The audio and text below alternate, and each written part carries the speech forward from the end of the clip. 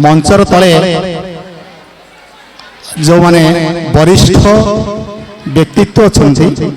जो मान सदिच्छा सहयोग एवं आशीष ए अनुष्ठान समृद्ध से एभली जन व्यक्ति अच्छा जे कि मते शयन सपन अवस जागरण आशीष पर आशीष ढाली अमृतमय आशीष ढाली जहाँ को मुझे भी भूली पारि ना से महोदय होती श्रीजुक्त लिंगराज दास महोदय को निवेदन करी मंच पर आसी आम पिला तरफ 2 मिनिट पिला आमर शुभवार्ता एवं शुभाशीष देवे। आज अम्य कोचिंग सेंटर महामिलन पर्वर अवशेष यही अवसर में मोर भाई सभापति प्रसन्न बाबू एवं मंचासीन समस्त वरेण्य अतिथि मंच तले उपस्थित ए शिशु कंढई एवं अभिभावक एवं जो वरिष्ठ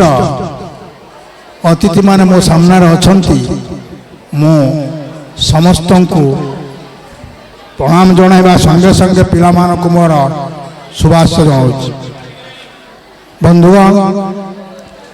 आज जो महामिलन पर्व होइछि यह हूँ गुरु शिष्यर परंपरा। मंचरे देखुची अनेक गुरु तले भी देखुची अनेक गुरु एवं तांकर छात्र परिवार आसी यही भाटबंध माइनर स्कूल पढ़ला बेले मोर गुरु अभिराम सार लिंगराज सार आ विश्वनाथ महापात्र पाठ पढ़ा संगे संगे से जो कहले मत बाड़े प्रकृत पाठ पढ़ला बेले नए पाठ सार बाढ़ाती से पाठ आम कम दे से आशीर्वाद आज आमको बालीपाटना गोटे स्तर में पहुँचे पारा जहाँ हो प्रशासन क्षेत्र में मुझे अधिका कहना चाहूनी यदि केवल गुरुंकर आशीर्वाद लगे किंतु कोचिंग सेंटर उपरे गोटे बढ़िया कथा आमर अभिसार कहले से अध्ययन को ताको पुनर्मार्जित करे से अध्ययन जहाँ से पढ़ी था हुए तो छुट्टी दिन पूर्व आगुआ पाठ को पढ़े था विद्यालय से पुणी जाए तो आउ तो निर्घोष हुए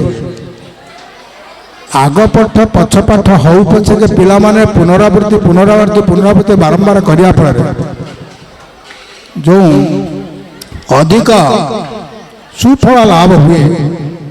तार प्रतिफलन आमे ये शिक्षक कुल पाई निजुक भारी खुशी हो। मंच पर मध्य प्रकाशित होईची कोचिंग सेंटर एवं विद्यालय पाठ पढ़ी प्रशासन क्षेत्र में आमर जो पढ़ा महाशया